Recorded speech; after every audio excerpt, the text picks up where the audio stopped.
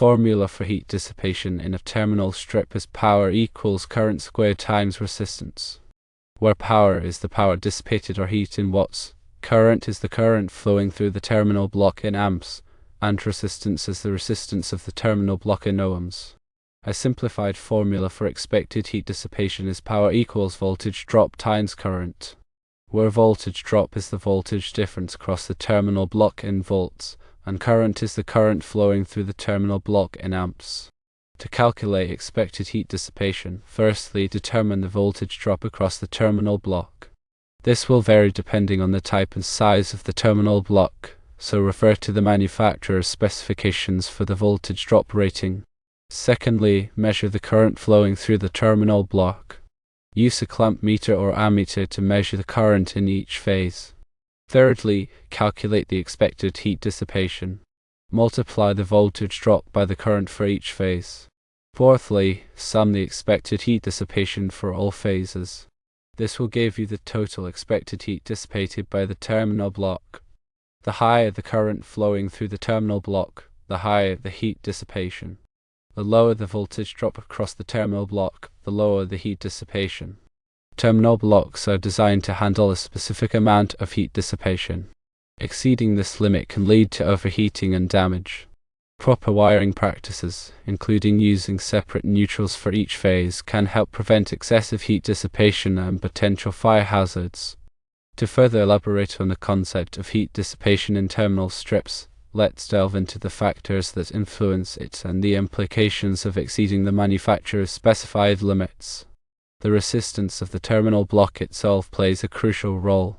This resistance, although typically very low, contributes to the heat generated as current flows through it. Different materials and construction methods will result in varying resistance values. Higher resistance will lead to greater heat generation for the same current. The current flowing through the terminal block is the most significant factor in heat dissipation, as it is squared in the power equation. Power equals current squared times resistance. Even a small increase in current can lead to a substantial increase in heat. Therefore, accurately measuring the current in each phase is essential for determining the expected heat dissipation. Voltage drop across the terminal block, while generally small, is another factor that contributes to heat generation. A higher voltage drop indicates a greater energy loss across the terminal block, which is dissipated as heat.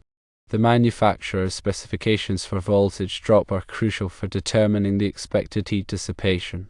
The design and construction of the terminal block also affect its ability to dissipate heat. Factors such as the surface area, material, and presence of heat sinks can influence how effectively heat is transferred away from the terminal block. Terminal blocks are typically rated for a maximum operating temperature. Exceeding this temperature can lead to degradation of the materials, reduced performance, and ultimately failure. Proper ventilation and cooling can help to maintain the terminal block within its specified temperature range. When calculating the expected heat dissipation, it is important to consider all phases connected to the terminal block. The heat generated by each phase contributes to the overall heat load on the terminal block. Therefore, summing the heat dissipation for all phases is necessary to determine the total expected heat dissipation. Using separate neutrals for each phase is a critical wiring practice that can help prevent excessive heat dissipation.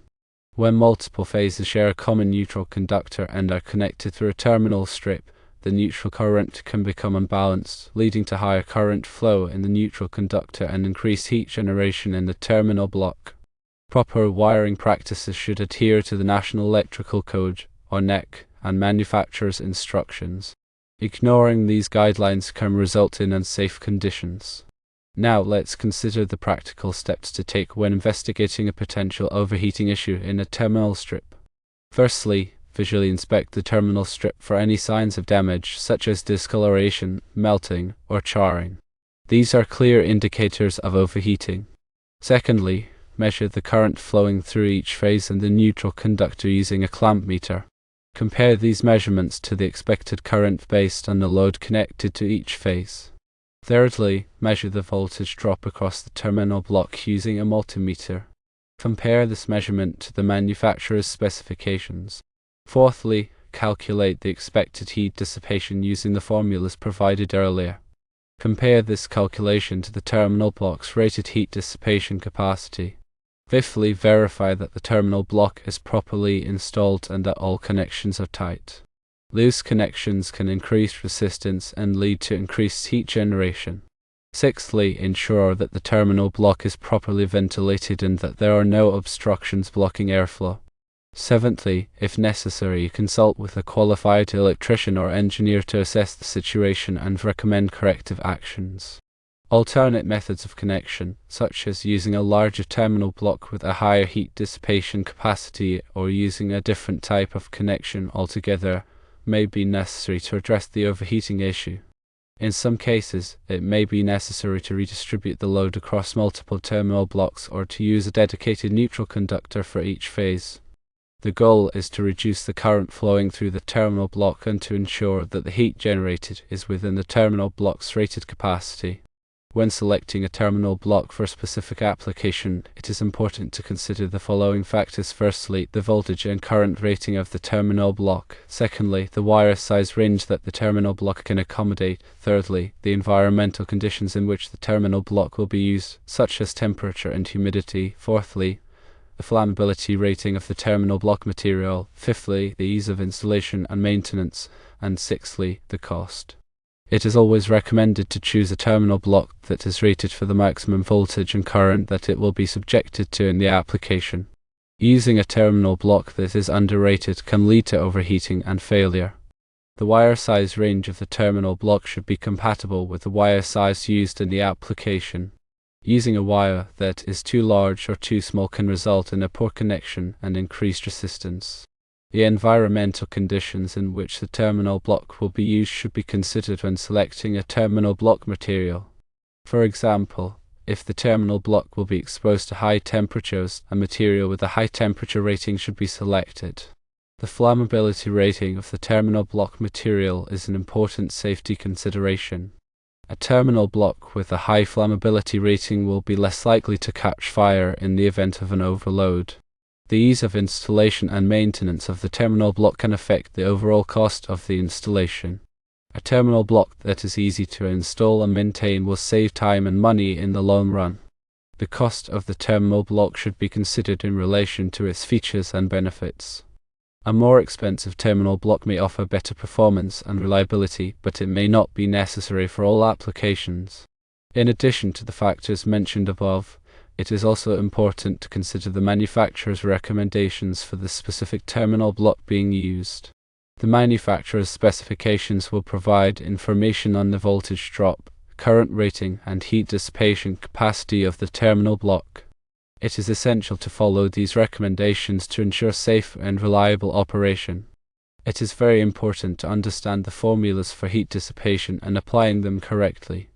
The formula power equals current squared times resistance and the simplified formula power equals voltage drop times current are fundamental tools for assessing the thermal performance of terminal strips. Remember that proper wiring practices, including the use of separate neutrals for each phase, are critical for preventing excessive heat dissipation and potential fire hazards. The NEC provides guidance on proper wiring methods and should be consulted when designing and installing electrical systems. Remember that exceeding the manufacturer's specified limits for heat dissipation can lead to overheating, damage, and potential fire hazards. Always choose terminal blocks that are rated for the maximum voltage and current that they will be subjected to in the application and follow the manufacturer's recommendations for installation and use.